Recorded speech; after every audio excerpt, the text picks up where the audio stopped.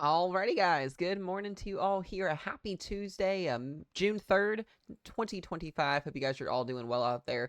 And once again, guys, we've got severe weather returning here starting today. We've also got an area to watch here. If you guys can't see that yellow blob here off the East Coast, we've got a 10% chance of a tropical cyclone developing in the next 7 days here. We're going to talk about that here in just a minute. Also, lots of heavy rain ongoing here. We're going to see a flash flooding threat really increase over the next couple of days as well across the Midwest, across the plains, as we'll see rounds and rounds of severe weather, rounds and rounds of storms and showers, continuing to add up those rainfall amounts. So we'll talk about that as well here. Got a complex of storms down here in Texas as well, kind of starting to fizzle out. But our main event will be back from northern Texas up through Oklahoma, all the way as far as north as Michigan today. So we'll have a pretty big risk zone today. We are going to be in live severe weather coverage mode later on this evening, probably around 3 o'clock, 4 o'clock Central Time. If we need to get on a little bit before, then we'll be on. But I'm just excited to be back, guys. We had our 5-day vacation. We are back. We did a little live stream last night, but we are here for hurricane season. We are here for second severe weather season here through the summer. So we will be here to keep you guys getting y'all through the rest of this. I will mention as well, in future live streams here, I'm going to be trying to get more people that are interested in modding for my weather streams. If you are interested, send me a message. If you see this video, send me a message. If you're just interested in learning about weather and wanting to be a part of our team as well as modding for streams, I'm looking for mods more significantly than anything else. So if you are interested in that, send me a message, and I will point you in the right direction with that. Another thing as well that we're going to talk about here is in about 2 days, guys, I will be 24 years old. So I don't plan on having a live stream on Thursday. I will have a video Thursday morning, but I will be running a 5K on my birthday on Thursday afternoon as well as going out for dinner. So there won't be a live stream until late evening. There might be one in the morning if I can squeeze one in. But we'll be in coverage mode today. We'll be in coverage mode tomorrow. If there won't be anything on Thursday, but then Friday we'll be back at it again. So I clearly am going to take my birthday off because we've got plans. So other than that, let's get you guys out the door here, kind of talk about what's going on here. And like I said, a pretty big area of complex of showers and storms. Not really looking at any severe warnings this morning, so that is a good thing. That will change later on this afternoon as daytime heating commences. We'll see a threat for tornadoes, isolated tornado possible in a pretty wide range area here from Texas all the way up into portions of southern Wisconsin. And then we're also going to have the threat for damaging winds and large hail. That's going to be our main threats. I don't really see the threat for like an outbreak or anything over the next couple days. It's going to be this day-to-day severe weather as we get, cold fronts coming through or dryland setups or MCS days coming through. So we'll kind of talk about all that here. I do want to point over here to the left side or the right side of the screen here, and you guys can see this is our first lemon. We call this a lemon. This is a 10% chance of a tropical storm developing or tropical depression developing here in the next 7 days. I don't expect this to do much of anything. We can get some weird things that happen, but you guys can see this little X down here on the bottom right of your screen. This is basically showing where our low pressure system is at. We've got an area of showers and storms that's trying to develop here off the eastern side of Florida here. You can see a lot of rain down here in Florida or Miami area, Key West getting lots of rain. We've had some special marine warnings down there. I don't expect and I don't see the model runs, showing anything in terms of there being a tropical depression or storm or a hurricane developing, but NHC will issue these development region watch areas just because it's a possibility. So when we start to see that happen, we know that we're starting to get, conditions changing here for hurricane season. So like I said, I don't expect much with this. If things change, I'll let you guys know, and you can never rule out anything in the weather world, but as of right now, this little low pressure system is going to work its way over the next 3 to 5 days here along the East Coast. May take on some tropical characteristics, but I don't see this really becoming much of an issue. Like I said, if it changes, we'll keep you guys updated on that. Another thing that we're going to talk about as well, Pacific Ocean is going to be very, very active. We're going to continue to see an active trend with the Pacific Ocean. We're already looking at our second named storm potentially happening before the end of this week is over with here, so we'll keep you guys updated on that. We already had Alvin move up here into Baja California, ended up weakening as it approached into the United States area over here, but it brought some very decent rainfall up into the southwest and Four Corners, so that was also needed. Another thing as well, guys, and I'm going to talk about this briefly again today, we do not have anything we're watching right now in the Caribbean or the Gulf, but we are still seeing one model in particularly, the GFS in La La Land, still showing a pretty significant hurricane in about 15 days. No model run other than the GFS is showing anything. If you guys have been trending or watching social media, you're probably seeing people hype this up and fearmonger and do all that stuff. We're not going to do that here. We are in hurricane season. We take it very, very seriously. I watched my hometown last year get absolutely destroyed from Helene. We actually just came back from vacation from there, and it still looks like awful, very, very awful there 9 months even after that happening. So we don't do any of that here. I take this stuff very, very seriously. We'll keep you guys updated on that. We are going to talk about this later in the live stream tonight or this afternoon. We'll talk about this in future videos, but right now we're not concerned about there being anything developing in the Gulf or the Caribbean as of now. If things do change, we'll let you guys know. If we see other model runs or ensembles start to show anything, we'll let you guys know. But other than that, that's our big picture for today. I'll go ahead and hop over here to the Storm Prediction Center and get you guys updated on what we're going to be seeing severe weather-wise for today. We do have a marginal and a slight risk for severe weather back down from Michigan into the Midwest here, into the lower central and southern plains, and back up into the Ozarks. Level 1 risk in the green, level 2 risk in the yellow. I still wouldn't be shocked to see them in future updates add an enhanced risk for Oklahoma. Some of the model runs have showed a higher wind threat or maybe even elevated 5% tornado risk somewhere in and around Oklahoma City, north of that, southern portions of Kansas. So we'll see if we get an upgraded risk zone or not. This has actually kind of trended down a little bit in terms of what it was a couple days ago when we got a day 4 slight risk for this area. So we'll keep you guys updated on that. But nevertheless, here we do have a 2% chance of seeing a tornado. This goes from southern Wisconsin back down through Illinois into Missouri, Kansas City, back down into Tulsa, Wichita, Oklahoma City, and into Texas. 2% chance of seeing a tornado within a 25-mile radius of every location. We've also got a wind threat at 15 and 5% for winds 60 to 70 miles per hour, and a hail threat at 15 and 5 there for hail 1 to 2 inches in diameter. So like I said, if you're out and about today, have a way to get alerts on your phones. We'll be in coverage mode later on this evening for this event. I do want to talk about tomorrow as well. Here, I'll get to the timing on today here in just a second. We do have 2 areas to watch tomorrow. A marginal risk for severe weather here on Wednesday. Back into the Four Corners as a new shortwave trough emerges. And then the leftover remnants of this system coming through today will be moving into the lower Ohio Valley and up towards Michigan, where we'll have the threat for wind, hail, and a brief chance at a small isolated tornado, less than 2% for that. Wind threat at 5 and hail threat at 5. And then I want to get to the day 3 outlook here. And this will be for Thursday. I don't plan on covering Thursday. Like I said, it's my birthday, so we'll be taking that off. But we'll be watching 2 areas here. A marginal risk zone back up in the northeast. Still watching the same system today and tomorrow that's going to be moving up in those directions.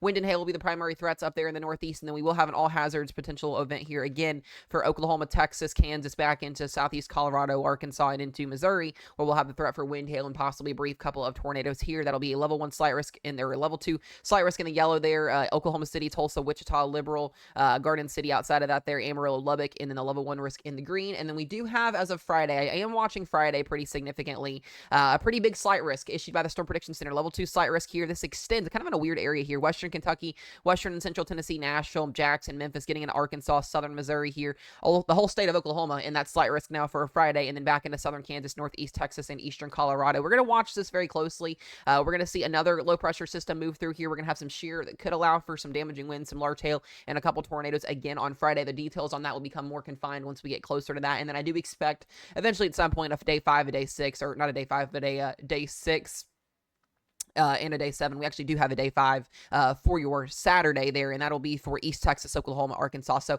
really, guys, severe weather is going to stay in this area right here. That's where we're really expecting the majority of that to be at through the first week here of June into the second week of June. As we get closer to that Saturday and Friday event happening, we'll keep you guys updated on that there. Now, I do want to talk about briefly here what we're going to see just for today here, overall future radar forecast here. You can see the showers and thunderstorms ongoing this morning. What's going to happen later on this afternoon, right around 3, 4 o'clock, we're going to get some instability out there. There will be some shear as well.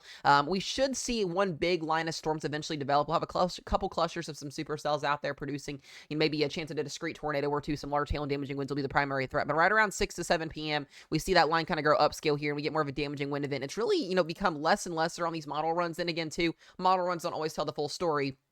You guys know that we've seen things happen outside of model runs, but I do think a pretty significant line of storms will probably be at play later on tonight, right around after 8 to 9 p.m., basically going from the western Illinois area outside of St. Louis there, back down through eastern Kansas into Oklahoma, down into Texas. And then definitely after midnight tonight, we will start to see that start to weaken pretty significantly. Rain and showers and thunderstorms will still be going on through the overnight hours. And then tomorrow, we'll see a low-end threat for severe weather, and we'll talk more about that in tomorrow's video and in the live stream for that. Now, another thing I want to talk about as well here is going to be those rain totals here. Let's do the 24-hour radar loop here. You'll go to our QPF, kind of talk about this here just in a nutshell. And we could see some pretty significant rain, guys. This is just over the next 24 to 36 hours. Look at this, 3 to 5 inches of rainfall, maybe even picking up 5 to 8 inches of rainfall back down here into western and southern portions of Missouri, eastern Kansas, getting into Oklahoma City here, eastern and southern Oklahoma. So we need to be mindful, especially into Kansas and Missouri, of those rainfall totals. If you are in an area that floods pretty significantly, be mindful, turn around, don't drown, watch your creeks and streams. You guys know the drill, etc. All of that. We'll keep you guys updated on that, but definitely significant rainfall totals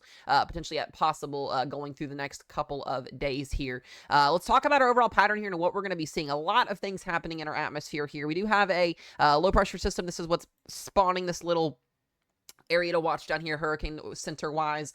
We have a pretty interesting jet stream aloft up here into the high plains. We've got a shortwave trough ejecting into the West Pacific, and another little shortwave trough here that's giving us today's severe weather threat. You can see a little bit of that shear that's in place here, kind of helping aid in that severe weather potential for today. Like I said, not really anything super organized. That will be at play for today and for tomorrow, and really continuing to see just shear across the United States here. And when you get southwesterly to northeasterly shear kind of in these areas like this, you're going to get a chance for day-to-day severe weather, whether it be wind, hail, maybe a brief spin-up tornado. You can see as well, not really looking at anything developing off the East Coast here. Very, very slim chance of something tropical developing. I just don't see it happening personally, at least as of right now. If something changes over the next 24 hours, we'll let you guys know. As we go into Friday and Saturday, we get a little bit more organized shear here over portions of the plains, and this would be the area to watch both on Thursday and on Friday, as that shear starts to kind of be introduced a little bit further to the east. And then we get into Friday, that'll move over the Kentucky, Illinois, lower Ohio area. And I do want to watch as well for a damaging wind threat, tornado threat, and hail threat on Friday evening across the lower Ohio Valley, including myself.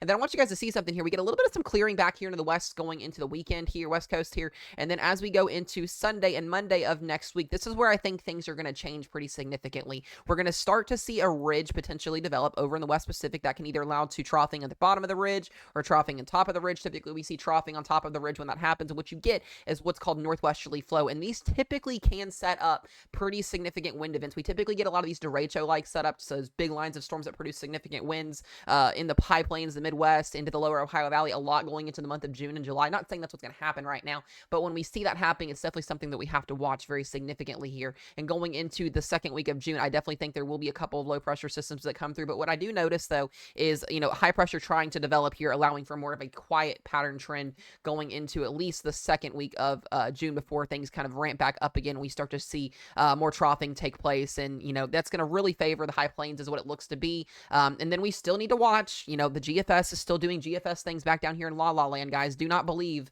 what the GFS is putting out right now with this stupid hurricane. Yes, it's been trending for a good 7 days now, but it's the only model that's showing a tropical system even in the Gulf going into the second and third week of June. And anything that's over really 7 days out hurricane wise and even severe weather wise, you take it with a grain of salt. Watch it. You watch it. You don't panic over it. If something changes, we'll let you guys know. But as of right now, I do not think we're going to see a tropical storm or a hurricane headed toward the Gulf on June 19th. I'm sorry if anybody's thinking that's going to happen, but we're going to crush those dreams right now.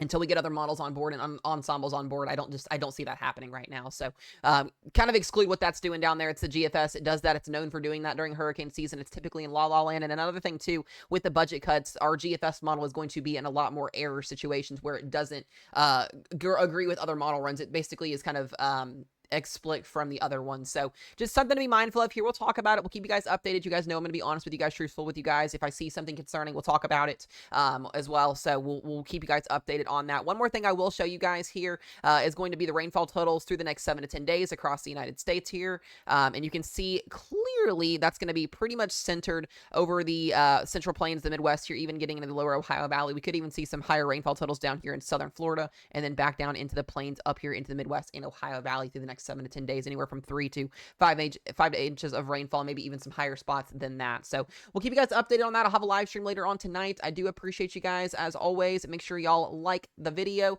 Ask any questions if you have any. I'll try to answer those. I might do a little mini live stream later on this morning to kind of talk to you guys as well. But other than that, guys, be safe, be weather aware, and we'll see you guys in the next one.